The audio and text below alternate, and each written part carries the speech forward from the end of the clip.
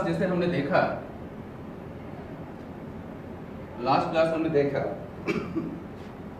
कि परमिटिविटी के बारे में बात किया, रिलेटिव परमिटिविटी के बारे में बात किया। ये सब बहुत ही इंपॉर्टेंट है। अगर नहीं समझ में आती है तो कूलम्ब्स का जो फॉर्मूला है उसे आप अच्छी तरह समझ नहीं पाएंगे। कहाँ पे उसको अप्लाई करना है, किस ढंग से उसे अप्लाई करना है, आपको उसको अप्लाई करने में कठिनाई महसूस होगी। इसलिए दो बातें जरूर अच्छी तरह समझे। पिछले क्लास मैंने बताया, हल्का सा मैं रिपीट करता हूँ और क्या क्वेश्चन किस ढंग से पूछा जाता है हल्का सा मैं उसे फिर से एक बार रिपीट कर देता हूँ। जैसे मैंने बात किया था परमिटिविटी की और एक बात किया रिलेटिव परमिटिविटी,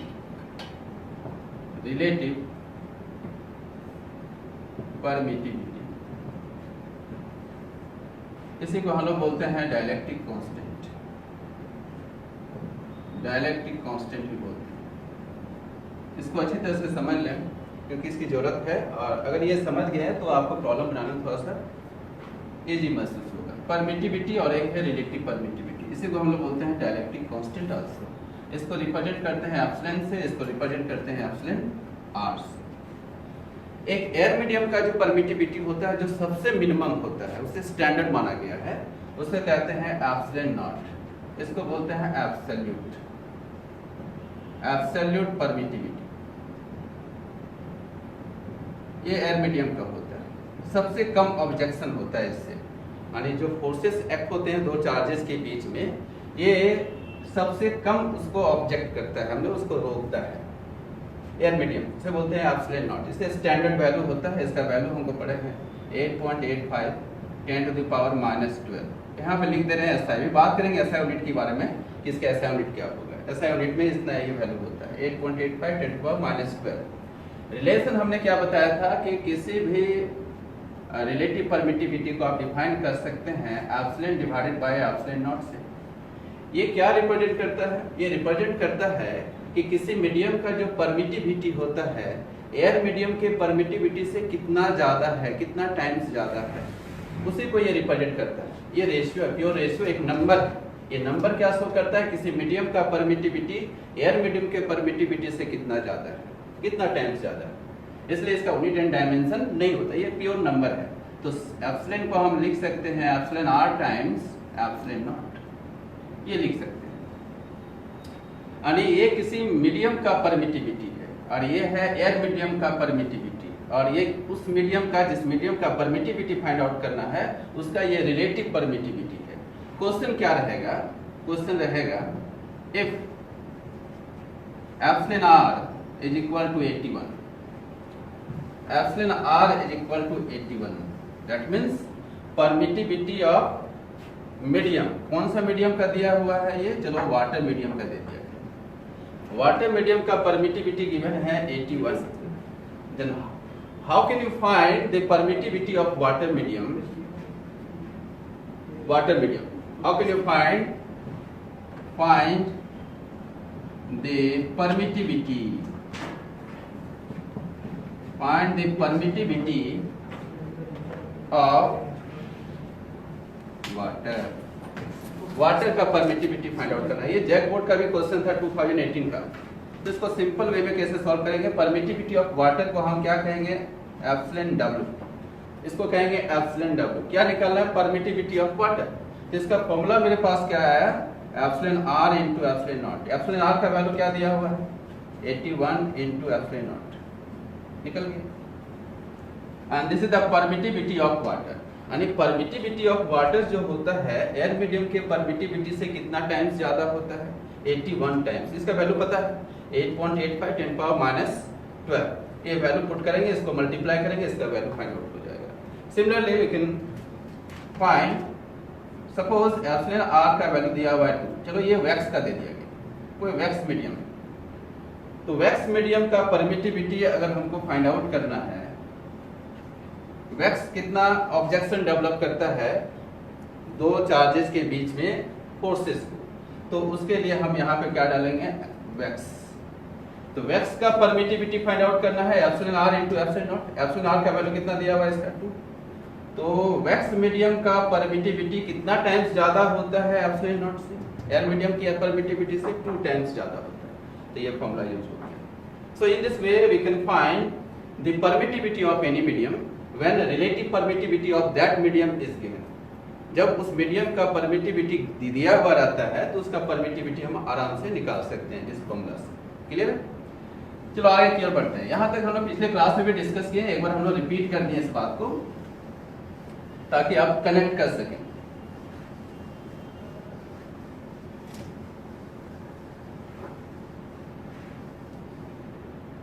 सो कुलम्स फॉर्मूला को यानी कुलम्स का मैथमेटिकल फॉर्म को, कुलम्स लॉ को, इसके मैथमेटिकल फॉर्म को हम टू वे में डिस्क्राइब कर सकते हैं। एक हम एसआई सिस्टम में और एक सीजीएस सिस्टम। एसआई के लिए हमने बताया था कि ए का वैल्यू होता है 1/4 पाई एप्सिलॉन नॉट एप्सिलॉन, और इसमें सीजीएस में बताया था कि ए का वैल्यू होता है 1/एप्सिलॉन आर। इसे रिलेटिव करते हैं। अब एप्सिलॉन का वैल्यू अभी हमने क्या फाइंड आउट किया, 4 pi epsilon not into epsilon r, ये वैल्यू है। अगर हम फोर्स को इससे डिस्कस करें तो फोर्स का वैल्यू क्या मिला था, याद है, K Q1 Q2 divided by r square. ये कुलम्स के स्टेटमेंट से आया था। इसका मैथमेटिकल फॉर्म है F इक्वल टू K Coulomb's constant Q1 Q2 divided by r square.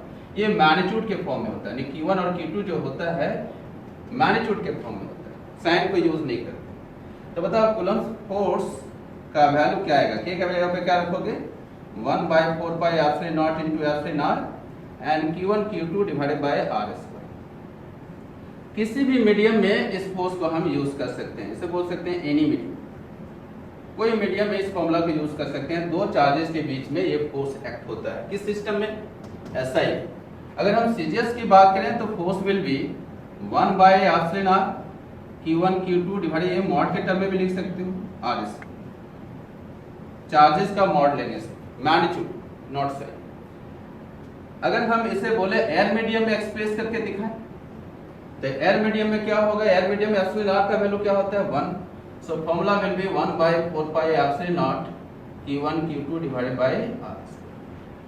Air medium में एप्सिलॉन आर का वैल्यू बताया था, रिलेटिव परमिटिविटी 1।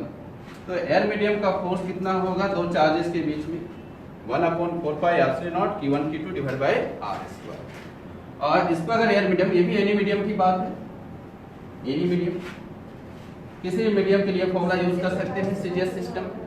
अगर हम एयर मीडियम में बात करें, एफ एयर का value, so this value will be 1, so Q1 Q2 mod divided by r. यहाँ भी मॉड ले सकते हैं। So this is the Coulomb's law, mathematical form of Coulomb's law in SI system and CGS system. Clear ना? अब यहाँ पे एक टर्म है, उसको पहले हम लोग डिस्कस कर लें। क्या टर्म है, अबाउट, बहुत इंपॉर्टेंट है, एग्जाम में बार बार पूछा जाता है, भी आए। About epsilon not. Epsilon not है क्या, ये बताया था, इसे हम क्या बोलते हैं, एब्सोल्यूट परमिटिविटी। और इसी का दूसरा नाम क्या है, permittivity. Permittivity of free space. Free space means vacuum, free space, इसी को वैक्यूम भी बोल सकते हैं। क्लियर? अब इसका यूनिट एंड डायमेंशन अगर फाइंड आउट करना चाहते हैं एप्सिलॉन नॉट को, तो उसके पहले हमको ये फॉर्मूला जानना चाहिए। एफ एयर का वैल्यू क्या बताया थे, 1/4 pi epsilon not Q1 Q2 divided by r. ठीक है? अगर हम इसका एसआई यूनिट चाहते हैं एप्सिलॉन नॉट का, तो हम क्या करते हैं, यहाँ से एप्सिलॉन नॉट का वैल्यू फाइंड आउट करते हैं। क्या मिलेगा, Q1 Q2 divided by 4 pi F air into r, ये वैल्यू मिलेगा एप्सिलॉन नॉट। तो यहाँ से इसका यूनिट भी निकाल सकते हो और इसका डायमेंशन भी निकाल सकते हो, जो बहुत इंपॉर्टेंट है एग्जाम के लिए। ये बार बार पूछा जाता है, इसका डायमेंशनल फॉर्मूला। तो कैसे फाइंड आउट करेंगे, इसका ऐसा यूनिट क्या होगा बताओ। तो एप्सिलॉन नॉट का ऐसा यूनिट होगा, देखो, coulomb coulomb coulomb square, coulomb into coulomb coulomb square. 4 पाई का एक कांस्टेंट क्वांटिटी, इसका कोई यूनिट नहीं होता है। तो एफ का यूनिट क्या हो गया न्यूटन और डिस्टेंस का यूनिट क्या हो गया मीटर। तो ये इसका एसआई यूनिट हो गया कूलम स्क्वायर पर न्यूटन पर मीटर स्क्वायर। अब हम बात करते हैं इसका dimensional formula. Dimensional formula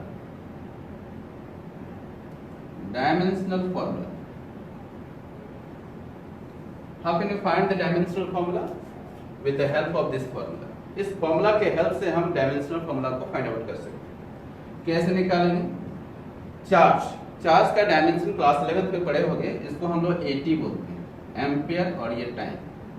IT भी रिप्रेजेंट करता है, आईटी से भी, आई और टी से भी कर सकते हैं। एटी तो एटी चार्ज का डायमेंशनल फॉर्मूला होता है eighty. 4 pi is a constant quantity और ऐसे कांस्टेंट क्वांटिटी है जिसका कोई डायमेंशन नहीं होता, इसे बोलते हैं डायमेंशन लेस कांस्टेंट क्वांटिटी। तो इसका डायमेंशन नहीं होगा तो 1 ले सकते हो।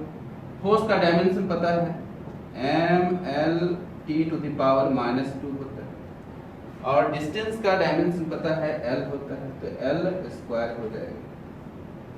अब इसको रीअरेंज करते हैं, क्या m को ले जाओ ऊपर तो m⁻⁻1 l क्यू l⁻⁻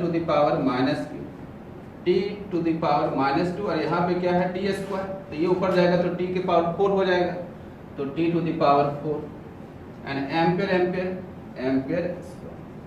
ये कभी भी तुम याद नहीं कर सकते, इसको जब भी करोगे तो फॉर्मूला लाके उसको डराइव भी कर सकते हो, ये कभी याद नहीं कर सकते, भूल जाओ। इसलिए इसको याद करने की जरूरत नहीं है, रटने की जरूरत नहीं है। इसको ये फॉर्मूला को दिमाग में सेट करो और इस फॉर्मूला के हेल्प से इसको फाइंड आउट करो। एग्जाम में कभी भी रट के इसको मत जाया करो, जाओगे तो भूल जाओगे, कहीं ना कहीं इसका पावर में मिसिंग हो जाएगा, तो वहाँ रॉन्ग हो जाएगा। तो इसको सामने इसको डराइव करने का कोशिश करेंगे। तो ये हुआ इसका dimensional formula of epsilon not, very important for examination point of view also. Clear? Next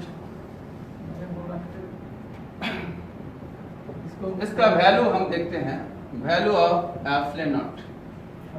इसको याद रखेंगे वैल्यू 8.85 × 10⁻⁻12। अभी हमने इसका यूनिट निकाला coulomb square newton metre square, ये ऐसा यूनिट हो गया। ऐसा यूनिट में इसका वैल्यू भी पता चल गया। Now value of 1/4 pi epsilon not, इसका डायरेक्ट वैल्यू हम कैसे याद रखेंगे? तो 1/4 पाई एप्सिलॉन नॉट को हम क्या लिख सकते हैं? 4 पाई का वैल्यू होता है 3.14, एप्सिलॉन नॉट का वैल्यू 8.85 × 10⁻⁻12 और इसका यूनिट है क्या? Coulomb square newton metre square. So directly we can write 9 × 10⁻⁹। इसका वैल्यू को कैलकुलेट करोगे तो ये वैल्यू आता है। इसको याद कर लेना, इतना समय नहीं एग्जाम में कैलकुलेट करने का, इस वैल्यू को याद कर लोगे तो ये क्या हो जाएगा? न्यूटन मीटर स्क्वायर पर coulomb square. 1/4 pi epsilon not का डायरेक्ट वैल्यू ये आता है। इसको डायरेक्ट अप्लाई करो एग्जाम। क्लियर?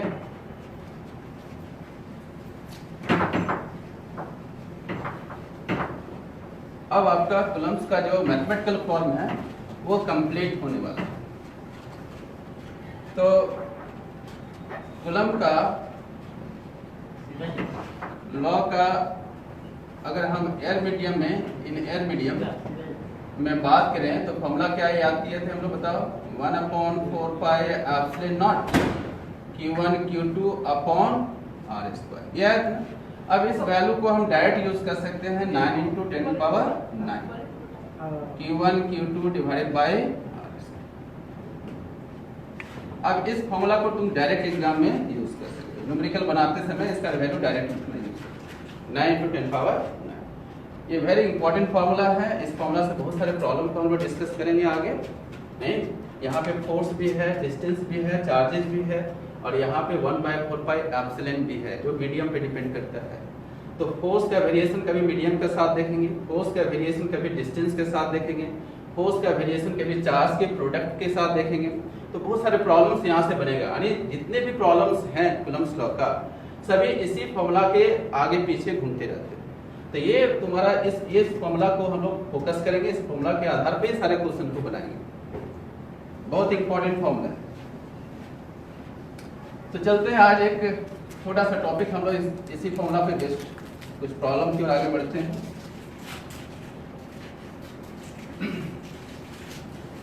एक छोटा सा टर्म और एक याद रखेंगे, डिफाइन, ये जैक बोर्ड में पूछा जाता है, define 1 coulomb. How can you define 1 coulomb of charge? 1 coulomb of charge को हम कैसे डिफाइन करेंगे? With the help of Coulomb's law. तो कूलम्स लॉ का आगे फॉर्मूला हमने पढ़ा है, F air is equal to 9 into 10 to the power 9 Q1 Q2 divided by R। कैसे डिफाइन करें? देखो इसको दो तरीके से डिफाइन कर सकते। सपोज कि दो चार्जेस मेरे पास हैं और दोनों ही लाइक चार्जेस हैं, Q1 and 2 like charges which are placed at a distance 1 meter apart। कितने डिस्टेंस पे दोनों को रखा गया है? 1 मीटर। इन एयर मीडियम, किस मीडियम में? Air medium. And they repel with each other with force 9 into 10 to the power 9 metre. दोनों ही कितने फोर्स से रिपेल हो रहे हैं?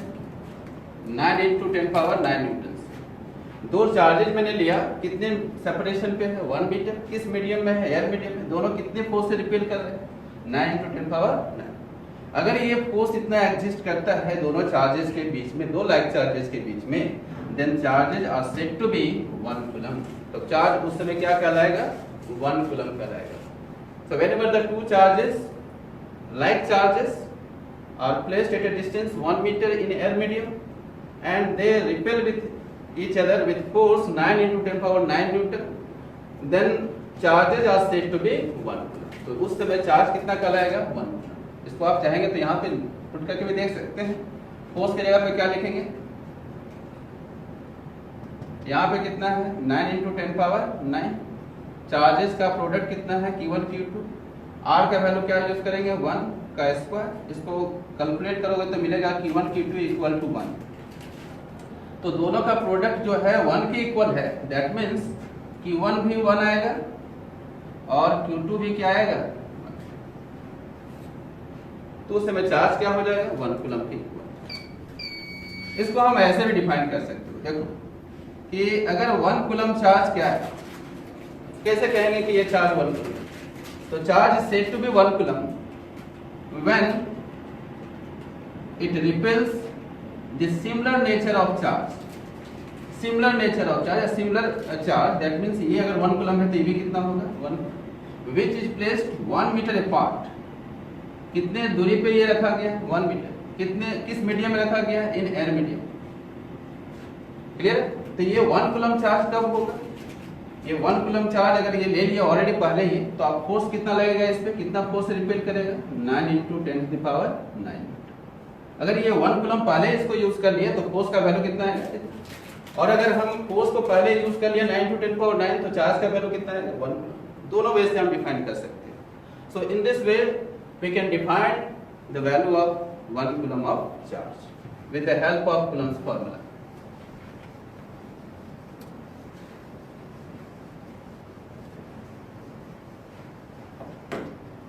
Now, very important topic, dielectric constant। इसी को हम क्या बोलते हैं? Relative permittivity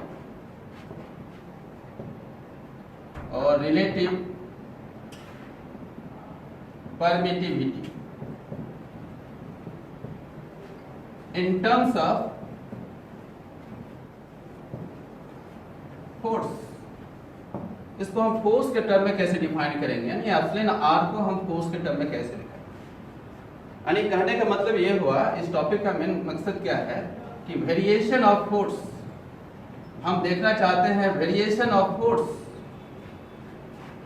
with medium, with medium के साथ फोर्स का वेरिएशन हम देखना चाहते हैं। इस टॉपिक को डील करने का बाद एक ही एम है यहाँ पे। लेट अस से इन एयर मीडियम, अगर हम एयर मीडियम की बात करें, then force will be F air 1/4 pi epsilon not Q1 Q2 divided by R square. जब दो चार्जेस पॉइंट चार्जेस एक दूसरे से कितने डिस्टेंस पे हो, r डिस्टेंस पे हो, किस मीडियम में हो, तो एयर मीडियम, उस समय फोर्स का वैल्यू क्या मिलेगा, F L F। ये कहने का मतलब इन एनी मीडियम, अगर किसी भी मीडियम में बात किया जाए कि दो चार्जेस के बारे में, सिर्फ मीडियम को मैं चेंज करा, देखो यहाँ पे लिखा हुआ variation of force with medium, यानी फोर्स का वेरिएशन देखना है मीडियम के साथ, Q1 Q2 remain same, R also same. तो यहाँ पे क्या करना है, सिर्फ मीडियम को चेंज कर देना है, यानी Q1 और यहाँ पे क्या रख दिए Q2। अब बताओ यहाँ पे क्या होगा, फोर्स का वैल्यू F मीडियम, फोर्स का वैल्यू F मीडियम। अगर ये लाइक चार्जेस है तो रिपेल करेगा, अनलाइक चार्जेस है तो क्या होगा, एट्रैक्शन होगा। और दोनों के बीच का सेपरेशन को भी सेम रखा गया एज यूजुअल, सिर्फ मीडियम चेंज हो गया। यहाँ कुछ भी मीडियम हो सकता है, वाटर हो सकता है, वैक्स हो सकता है, ऑयल मीडियम हो सकता है, मेटल डाल सकते हैं, बीच में प्लास्टिक भी डाल सकते हो, कोई मीडियम, सिर्फ मीडियम को रिप्लेस हमने कर दिया। तो मीडियम को जैसे रिप्लेस करेंगे तो मीडियम का अपना एक डायलेक्ट्रिक कांस्टेंट होगा, इसे हम लोग बोलते हैं एप्सिलॉन आर। मीडियम का अपना एक, अगर ये वाटर मीडियम होगा तो इसका वैल्यू क्या होता है 81, वैक्स है तो इसका वैल्यू क्या होगा 2, अगर ये मेटल है तो इसका वैल्यू क्या होगा इनफाइनाइट। तो ये मीडियम का अपना एक रिलेटिव परमिटिविटी है।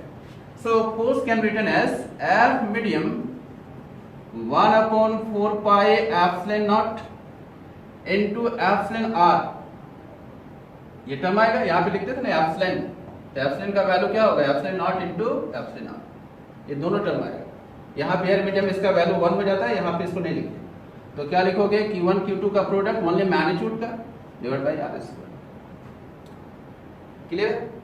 तो ये फोर्स और यहाँ मीडियम में सिर्फ चेंजिंग हो रहा है। देखो चार्जेस सेम है, डिस्टेंसेस सेम। इक्वेशन नंबर 1 कह दो इसको, इक्वेशन नंबर 2 कह दो। 1/2 वी गेट, अगर दोनों का डिवाइड करेंगे तो क्या मिलेगा, दोनों को डिवाइड करने से क्या मिल सकता है, dividing 2 we get F air medium divided by F medium. देखो ये सारा कैंसिल होगा, ये सारा कैंसिल होगा, बचेगा क्या एप्सिलॉन आर नीचे रहेगा, वो चला जाएगा ऊपर, इसको सॉल्व करेंगे तो ये आएगा। तो क्या मिला, एप्सिलॉन आर का वैल्यू क्या मिला, F air medium divided by F medium, ये रेशियो मिला। पहले भी एप्सिलॉन आर रेशियो के टर्म में भी था, यहाँ भी रेशियो के टर्म में ही है। इसका मतलब ये प्योर नंबर है, इसका कोई यूनिट एंड डायमेंशन नहीं होगा। क्लियर है? अब इस फॉर्मूला के हेल्प से बहुत सारे प्रॉब्लम हम लोग बना सकते हैं। बहुत बार सीबीएसई बोर्ड में भी क्वेश्चन पूछा गया है, एंट्रेंस एग्जामिनेशन में भी क्वेश्चन पूछा गया है, और डिफरेंट बोर्ड में भी ये इस पे बेस्ड क्वेश्चन तुम्हारा पूछा गया।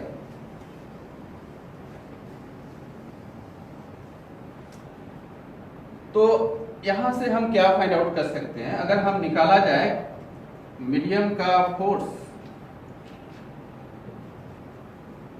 अगर मीडियम का फोर्स निकाला जाए तो क्या लिखेंगे, F air divided by epsilon r. यानी मीडियम का जो फोर्स होगा एयर मीडियम के साथ क्या होगा, वो वेरिएशन एयर मीडियम से कम हो जाएगा, रिड्यूस कर जाएगा। देखो यहाँ पे नीचे आ गया एप्सिलॉन आर, तो एयर मीडियम का फोर्स सबसे ज्यादा होगा, उससे कितना टाइम्स घट गया, 1 बाय एप्सिलॉन आर टाइम्स ये घट जाता है, रिड्यूस हो जाता है। समझ में आ रहा है?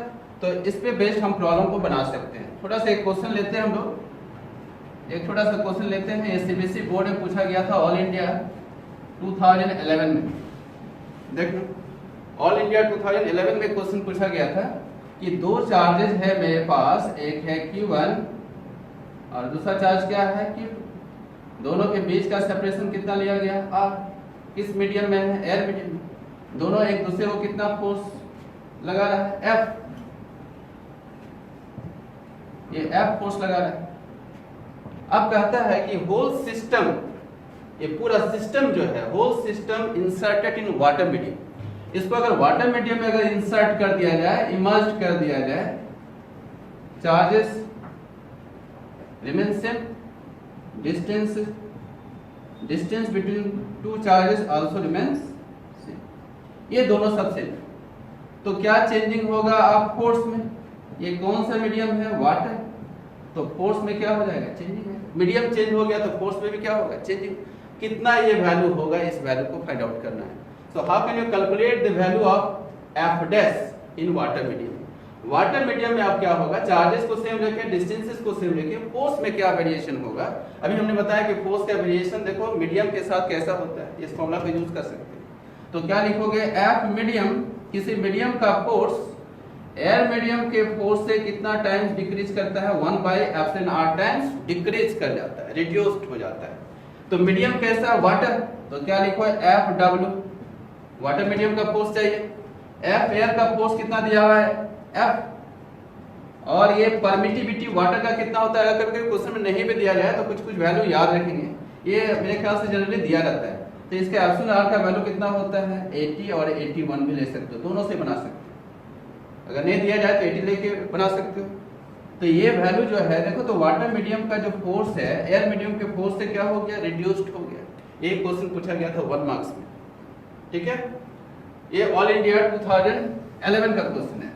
ऑल इंडिया 2010 का क्या क्वेश्चन था, देखो सिर्फ क्या कर दिया, फोर्स का वैल्यू को 8 न्यूटन कर दिया, एयर मीडियम के फोर्स को क्या कर दिया, 8 न्यूटन।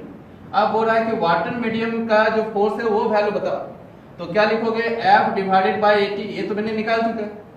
सिर्फ इस वैल्यू को क्या दे दिया, ऑल इंडिया 2010 में क्या दिया, 8 न्यूटन। अब बताना है कि वाटर मीडियम में जब उसको इंसर्ट कर दिए, उसको इमर्ज किए, तो यहाँ पे फोर्स का वैल्यू क्या होगा। तो क्या होगा, फोर्स का फॉर्मूला क्या निकाला है, F डिवाइड बाय 80। F का वैल्यू क्या दिया हुआ है, 8 डिवाइडेड बाय 80। बताओ फोर्स का वैल्यू क्या मिला वाटर मीडियम में, 1/10, इसको बोल सकते हैं 0.1 न्यूटन। इतना ही फोर्स मिला। ये ऑल इंडिया 2010 का क्वेश्चन, क्लियर है। बहुत ही सिंपल क्वेश्चन है ये सर, फॉर्मूला बेस्ड क्वेश्चन। और एक क्वेश्चन क्या पूछा गया, ऑल इंडिया 2014 में सीबीएसई बोर्ड में और एक क्वेश्चन पूछा गया, थोड़ा सा डिफरेंट है, हल्का सा। क्या है कि दो चार्जेस हैं, दो चार्जेस को, सिमिलर चार्जेस को इंसुलेटिंग थ्रेड के साथ इक्वल लेंथ का इसको सस्पेंड कर दिया गया, इस तरह से लटका दी गई। इसका चार्ज है Q1, इसका चार्ज है Q2। यहाँ बीच में कैसा भी एयर मीडियम, अगर लाइक चार्ज है तो क्या करेगा, रिपेल करेगा। फोर्स कितना है, F, डिस्टेंस कितना दिया हुआ, मान लेते हैं R है, रिपेल किया, इतने डिस्टेंस पे आके स्टैटिक हो गया। कहता है कि ये जो पूरा सिस्टम है, इस सिस्टम को अगर वाटर मीडियम, या सॉरी, इस सिस्टम में अगर दोनों चार्जेस के बीच में अगर प्लास्टिक का सीट को अगर इंसर्ट कर दिया जाए, कौन सा सीट को, प्लास्टिक का। अब बीच में क्या आ गया, बीच में प्लास्टिक आ गया, यहाँ पे प्लास्टिक का मीडियम आ गया, पहले एयर मीडियम था, प्लास्टिक आ गया। प्लास्टिक को सीट को यहाँ पे इंसर्ट कर दिया गया, डिस्टेंस सेम है, चार्जेस का वैल्यू भी क्या है, same, then force will be change. तो कहता है कि ये जो फोर्स लग रहा है इस मीडियम में, इस फोर्स का वैल्यू क्या होगा। ये 2014 का क्वेश्चन है। तो यहाँ पे भी वही चीज लगाएंगे, एफ डैश का फॉर्मूला क्या होता है, F air upon epsilon r. तो एफ एयर का वैल्यू कितना है, एफ, और एप्सिलॉन आर प्लास्टिक का जो वैल्यू होगा, हमेशा एप्सिलॉन आर का वैल्यू 1 से बड़ा होगा। ये एप्सिलॉन आर किसके लिए है, प्लास्टिक का। प्लास्टिक का जो वैल्यू दिया जाएगा यहाँ पे पुट कर देंगे। अब बताओ, ये जो वैल्यू होता है प्लास्टिक का, परमिटिविटी हमेशा 1 से बड़ा होता है, या 2 होगा या 3 होगा 5 होगा, जो भी होगा। यहाँ पे डालोगे तो ये वैल्यू एफ डैश क्या होगा, F dash will be reduced, therefore F dash will be reduced, F dash का वैल्यू रिड्यूस्ड हो जाएगा। तो ये था क्वेश्चन 2014 सीबीएसई बोर्ड का, क्लियर है। तो इस तरह का क्वेश्चन पूछा जा सकता है इस फॉर्मूला पे। अब जो एक फॉर्मूला यूज कर रहे हैं बहुत इंपॉर्टेंट है, जो एडवांस लेवल क्वेश्चन में पूछा जाता है, वो क्या है, रिलेशन बिटवीन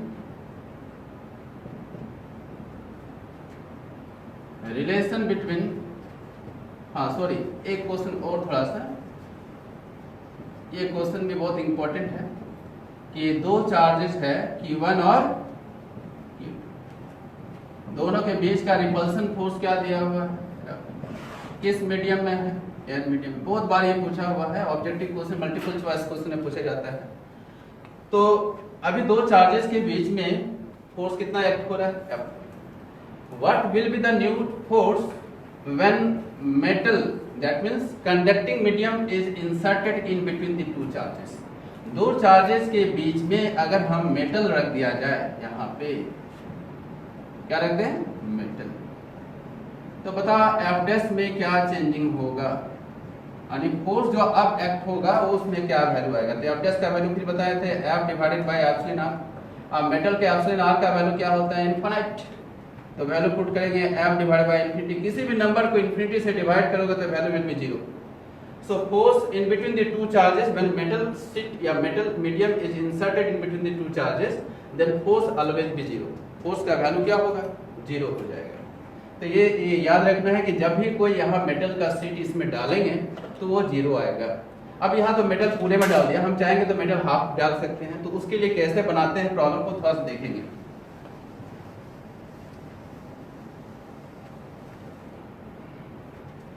इस कॉन्सेप्ट को याद रखेंगे, very important concept, relation between r naught and r m. ये है क्या, r naught and r m, इसको बोलते हैं एयर डिस्टेंस। यानी एयर मीडियम में अगर दो चार्जेज है तो उसके बीच के सेपरेशन को बोलते हैं एयर डिस्टेंस। इसको क्या बोलते हैं, मीडियम डिस्टेंस। ये दोनों के बीच में रिलेशन देखना है। कब देखना है ये रिलेशन, कब मिलेगा, जब फोर्स Q1 और Q2 को हम क्या लें, कांस्टेंट। यानी ये टर्म को हम कांस्टेंट रखना पड़ेगा और ये डिस्टेंस को मीडियम के साथ वैरी करेगा। यानी ये कॉन्सेप्ट है variation of distance with medium. यानी मीडियम को अगर हम वैरी करें तो डिस्टेंसेस में क्या चेंजिंग आएगा, उसके लिए ये कॉन्सेप्ट है। इसके लिए एक फॉर्मूला हम डिराइव करते हैं। अगर हम बात करें इन एयर मीडियम, इसको देख लें, बहुत ही अच्छा क्वेश्चन इससे बनता है। अगर हम एयर मीडियम की बात करें तो force will B F not 1/4 pi epsilon not Q1 Q2। अभी न्यूमेरिकल स्टार्ट नहीं हुआ है, अभी सब थ्योरी में ही चल रहा है, थोड़ा सा प्रॉब्लम बता रहे हैं। जब हम इसका न्यूमेरिकल सेक्शन में जाएंगे तो बहुत ही अच्छे से क्वेश्चन जाएगा, जहाँ फंडामेंटल से लेकर एडवांस लेवल तक का क्वेश्चन को डिस्कस किया जाएगा। तो उसके लिए अभी वेट एंड वॉच करें, पहले हम थ्योरी को बढ़िया से समझ लें, तब इसके प्रॉब्लम को बहुत से अच्छे से ट्रिक्स बताएंगे जो बहुत सिंपल वे में उस प्रॉब्लम को तुम बना सकते हो। तो यहाँ पे देखेंगे एफ नॉट का वैल्यू क्या है, Q1 Q2 divided by r naught का स्क्वायर, ऐसे लिख सकते हैं। अगर किसी मीडियम की बात करेंगे, any medium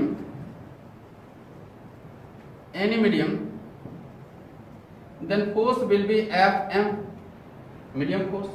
formula will be 1/4 pi epsilon naught into epsilon r। एक टर्म आएगा, इसका परमिटिविटी होता है मीडियम का, relative permittivity. then Q1 Q2 divided by Rm का स्क्वायर, ऐसे लिख सकते। इक्वेशन नंबर 1, इक्वेशन नंबर 2, ये सेपरेशन है दो चार्ज का एयर डिस्टेंस में, और ये सेपरेशन है दो चार्जेस का जब मीडियम को बीच में इंसर्ट करेंगे। क्लियर है। अब हम क्या करते हैं, हम चाहते हैं कि दोनों फोर्सेस का वैल्यू को इक्वल आए। फोर्स को क्या रखना है, कांस्टेंट। मीडियम को डाल देने के बाद भी फोर्स वही रहना चाहिए, उसके लिए हमको मीडियम और ये आर के बीच में क्या रिलेशन आएगा। इफ कंडीशन डाल दो F naught is equal to Fm, अगर ये दोनों फोर्सेस को अगर इक्वल कर दे तब क्या मिलने वाला है, चेक कर लें। इस फॉर्मूला को जरूर लिख लें बढ़िया से। वैल्यू क्या आएगा, 1/4 pi epsilon not Q1 Q2 upon r naught के स्क्वायर। Fm का वैल्यू आएगा 1/4 pi epsilon not epsilon r को क्या बोलते हैं, relative permittivity of the medium, Q1 Q2 divided by Rm का square. So this one cancel out, तो बचा क्या, 1/एप्सिलॉन नॉट स्क्वायर 1/एप्सिलॉन r इंटू 1/Rm का स्क्वायर। यह आएगा। जो कैसे प्रॉब्लम पे हैंडल करेंगे इस फॉर्मूला से, इसको क्रॉस मल्टीप्लाई करेंगे तो आएगा R0 square epsilon r Rm square. R naught निकालोगे तो क्या मिलेगा, root under epsilon r into r. बहुत इंपॉर्टेंट फॉर्मूला है, इसको याद रखेंगे। ये फॉर्मूला कब आएगा, जब फोर्स को और चार्जेस के मैग्नीट्यूड को क्या रखेंगे, कांस्टेंट, उस समय डिस्टेंस और मीडियम के साथ ये रिलेशन आएगा। कहने का मतलब ये हुआ कि अगर दो चार्जेस Q1 और Q2 कितने डिस्टेंस पे हो, R0 पे, कितना फोर्स लग रहा था, F0। और ध्यान से देख ले इस चीज को, कहते हैं अभी F0 अभी मैक्सिमम फोर्स होगा ना यहाँ पे, लेकिन जब मीडियम आ जाए, अब मीडियम को अगर बीच में अगर डालते हैं, दोनों चार्ज के बीच के मीडियम में, दोनों चार्ज के बीच में एक मीडियम को ला देते हैं, कोई मीडियम अगर यहाँ पर डालते हैं, लेकिन हम चाहते हैं कि यहाँ पे अगर ये 10 न्यूटन है तो यहाँ भी क्या रहे, 10 न्यूटन।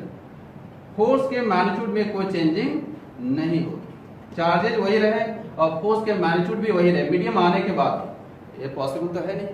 उसके लिए क्या करना पड़ेगा कि अगर फोर्स वही है, यहाँ ज्यादा फोर्स है, तो हम क्या करते हैं, डिस्टेंस को कम करना चाहते हैं। डिस्टेंस कम होगा तभी जाके ये फोर्स का वैल्यू क्या होगा, इक्वल आएगा, यानी Fm का वैल्यू F0 के इक्वल होगा जब ये डिस्टेंस कम होगा। देखो तो डिस्टेंस कम आ रहा है, Rm का वैल्यू क्या मिला, R0 अपॉन एप्सिलॉन R।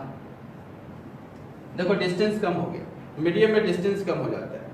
अगर इस फोर्स के मैग्नीट्यूड को सेम रखना चाहते हैं, Fm का वैल्यू F0 के इक्वल करना चाहे, तो इस डिस्टेंस को कम करना पड़ेगा, रिड्यूस करना पड़ेगा। रिड्यूस करोगे तभी जाके ये मैग्नीट्यूड इक्वल आएगा। तो ये फॉर्मूला होता है। और अगर मीडियम में अगर कोई दो फोर्स है और इसको हम चाहते हैं फिर वो एयर मीडियम में ले जाएं, तो डिस्टेंस को क्या करना पड़ेगा, बढ़ाना पड़ेगा। देखो डिस्टेंस का बढ़ा हुआ है, root under epsilon r into r. तो अगर एयर डिस्टेंस से मीडियम में आते हैं तो डिस्टेंस को रिड्यूस करेंगे, अगर मीडियम से एयर मीडियम में जाते हैं तो डिस्टेंस को एक्सटेंड करेंगे, डिस्टेंस को बढ़ाएंगे। ये दो कॉन्सेप्ट से हम लोग प्रॉब्लम को हैंडल करेंगे, ठीक है। इसे बोलते हैं relation between r naught and r m. चलो एक थोड़ा सा प्रॉब्लम देखो। क्वेश्चन कहता है कि अभी ये दोनों के बीच का सेपरेशन कितना है, चलो 8 मीटर। अब इस दोनों के बीच का सेपरेशन 8 मीटर है और इसमें हम क्या करना चाह रहे हैं, मीडियम डाल दिए। कौन सा मीडियम डाल दिए, वाटर। अब बताओ कि फोर्स का वैल्यू वही रहे, whole system inserted into water, then what will be the value of separation between two charges when force remains same? यानी फोर्स का वैल्यू अगर सेम रखना है, तो डिस्टेंस का वैल्यू क्या आना चाहिए कि अगर ये R0 का वैल्यू 8 मीटर है तो यहाँ पे वैल्यू क्या होगा। तो पता है अभी Rm का वैल्यू क्या मिलेगा, R0 upon root under epsilon R। R0 का वैल्यू क्या दिया हुआ है, 8। एप्सिलॉन R का वैल्यू क्या दिया हुआ है, वाटर का क्या है, 80। तो यहाँ पे लिखेंगे रूट अंडर 80 मीटर। इसको सॉल्व कर लेंगे तो ये वैल्यू निकल जाएगा, ये वैल्यू आएगा। क्लियर है। अगर हम इसका रिवर्स प्रोसेस देखना चाहते हैं, ये दिया हुआ है, चलो 8, चलो ये दिया हुआ है 8 मीटर, और हम चाहते हैं कि इसको वाटर मीडियम से निकाल के सिस्टम को कहां पे ले आए, एयर मीडियम। कहां पे ले आए, एयर मीडियम। रिवर्स करना चाहते हैं, बट फोर्स का वैल्यू क्या हो, same. So what will be the value of separation between two charges? R0 का वैल्यू तब क्या मिलेगा बताओ, तब R0 का वैल्यू क्या मिलेगा। अगर हम R0 निकालना चाहते हैं, ये दिया हुआ है और ये निकालना चाहते हैं, फोर्स का वैल्यू सेम रखना है, then formula will be R0 is equal to root under epsilon R into Rm. So R0 will be, epsilon R का वैल्यू क्या होता है, root under 80, और Rm का वैल्यू क्या दिया हुआ है, 8।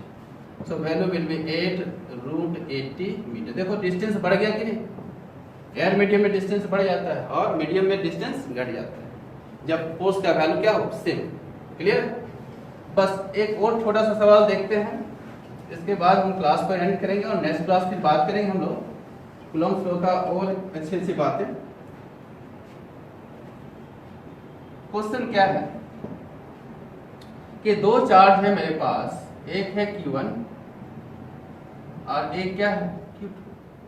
हम क्या किए, यहाँ पे एक मीडियम डाल दिए, कोई भी इंसुलेटिंग मीडियम डाल दिए जिसका थिकनेस कितना है T, और दोनों के बीच का सेपरेशन क्या दिया हुआ है D। इस मीडियम जो ये इंसुलेटिंग मीडियम है, इंसुलेटिंग शीट है या स्लैब है जिसका थिकनेस दिया हुआ है, इसका वैल्यू दिया हुआ है एप्सिलॉन आर का वैल्यू, ये वैल्यू कुछ ही वैल्यू दिया जाए, कोई मीडियम एप्सिलॉन आर दे दिया, उसका परमिटिविटी दिया, रिलेटिव परमिटिविटी। अब कहता है कि इसको हम फोर्स में कैसे कन्वर्ट करेंगे। जब भी इस तरह की बातें होती हैं, देखो तो बीच में क्या है, ये एयर मीडियम है, ये भी क्या है, एयर मीडियम। तो कहता है find the equivalent force in air medium, लेकिन यहां तो मीडियम एयर नहीं है। Find the equivalent force in air medium, यहां तो एयर मीडियम नहीं है, यहां बीच में क्या आ गया, स्लैब। अब स्लैब आ गया तो हम एयर मीडियम में कैसे कन्वर्ट करेंगे, तो उसके लिए हमको पता है कि अगर ये थिकनेस दिया हुआ है तो एयर मीडियम में इसको कन्वर्ट कर सकते हैं, अगर फोर्स को अगर एयर मीडियम में लाना हो तो इसके लिए इफेक्टिव डिस्टेंस निकालते हैं। इफेक्टिव डिस्टेंस कैसे निकालेंगे, जो एयर मीडियम के लिए हो। तो बताए एयर मीडियम का डिस्टेंस कितना होगा, डी में से क्या सब्ट्रैक्ट कर दो, तो ये डिस्टेंस निकल गया और ये डिस्टेंस निकल गया, किस मीडियम में, एयर मीडियम में। लेकिन अभी ये एयर मीडियम हुआ नहीं, इस इंसुलेटिंग मीडियम को एयर मीडियम में कन्वर्ट के लिए हम लोगों ने फॉर्मूला क्या बताया, आर नॉट का वैल्यू क्या निकाले थे, root under epsilon r into r m, ये निकाले थे। तो डिस्टेंस को थोड़ा सा क्या करना पड़ेगा, एक्सटेंड करना पड़ेगा, तभी वो एयर मीडियम का फोर्स में कन्वर्ट होगा। तो इसको कन्वर्ट करने के लिए एयर मीडियम में क्या लिखना पड़ेगा, रूट अंडर एप्सिलॉन आर, इसका परमिटिविटी, और इसका थिकनेस कितना दिया हुआ है मीडियम का, देखो मीडियम का डिस्टेंस कितना है, टी, इसको टी से क्या करेंगे, मल्टीप्लाई करेंगे। ये काफी काम भी देगा आगे जाके भी इस फॉर्मूला को। तो ये बन गया distance between two charges in air medium. So equivalent force in air medium will be 1/4 pi epsilon not Q1 Q2 divided by R not का square.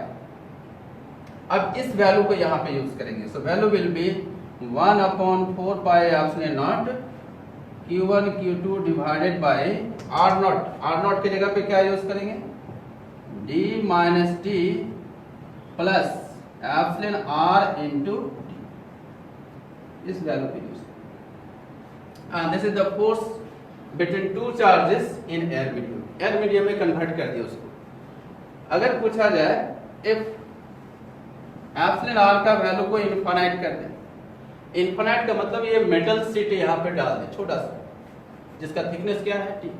If metal sheet is inserted in between the two charges, then force will be Fa is equal to 1/4 pi epsilon naught Q1 Q2 divided by D minus T plus infinity into T whole square। अब देखेंगे यहाँ पे ये root infinity क्या होता है, infinity को T से मल्टीप्लाई करेंगे तो क्या मिलेगा, इन्फिनिटी को फिर इससे अगर ऐड कर दिया तो क्या मिलेगा, इन्फिनिटी, और इन्फिनिटी को फिर इससे मल्टीप्लाई कर स्क्वायर करेंगे तो इन्फिनिटी, फिर इससे मल्टीप्लाई करेंगे तो इन्फिनिटी, यानी होल क्वांटिटी ये जो नीचे वाला टर्म आएगा वो इन्फिनिटी आएगा। और किसी भी वैल्यू को अगर इन्फिनिटी से डिवाइड करते हैं तो उसका वैल्यू क्या मिलेगा, 0। सो whenever the metallic sheet inserted in between the two charges, force always be 0, force का वैल्यू हमेशा क्या होगा, 0।